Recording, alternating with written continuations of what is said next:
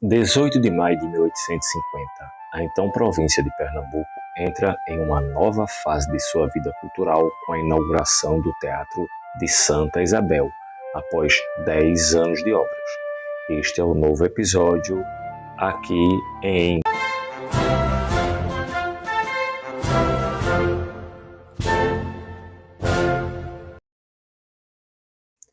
O Teatro Santa Isabel é hoje um dos 14 teatros monumento do país reconhecidos como Patrimônio Histórico e Artístico Nacional, título que ganhou em 1949.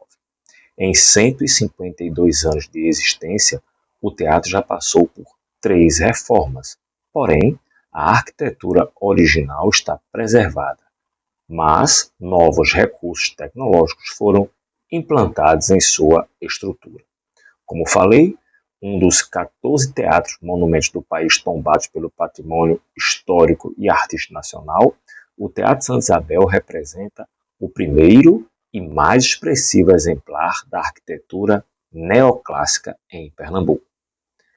A ideia de construir um teatro público em Recife partiu de Francisco do Rego Barros, barão, visconde e depois conde da Boa Vista, que foi presidente da província, título que atualmente nós chamamos de governador, de 1837 a 1844.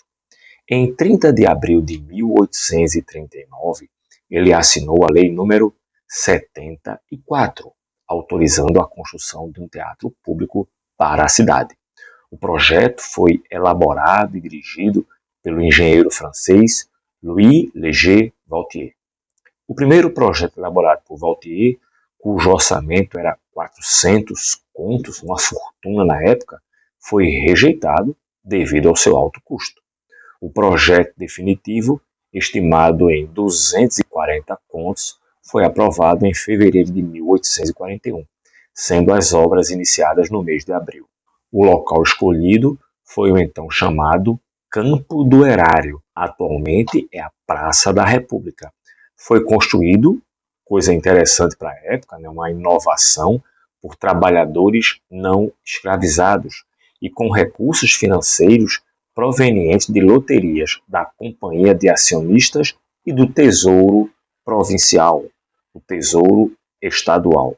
Às vésperas de sua inauguração, o Teatro de Pernambuco, como até então era chamado, passou a se chamar Teatro de Santa Isabel.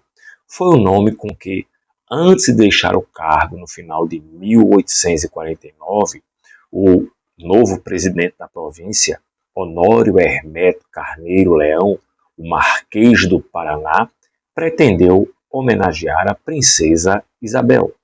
Inaugurado em 18 de maio de 1850 com o drama O Pajem da Aljubarrota, de Mendes Leal, escritor português, dos mais encenados na primeira metade do século XIX.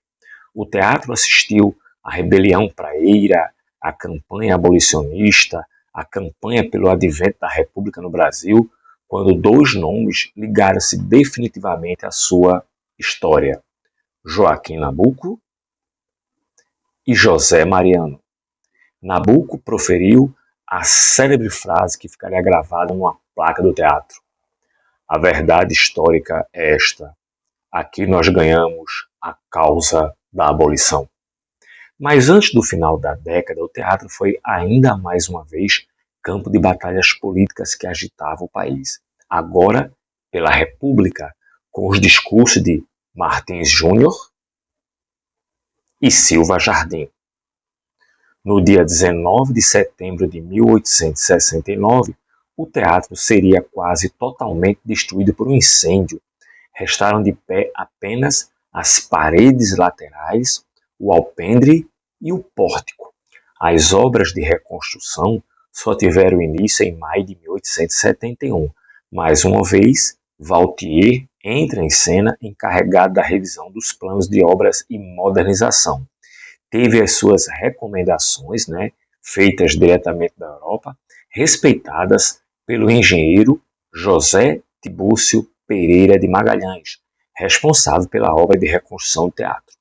O teatro foi reinaugurado em 10 de dezembro de 1876, com a apresentação da Companhia Lírica Italiana Tomás Pazzini, apresentando a ópera O Baile de Máscaras de Giuseppe Verdi.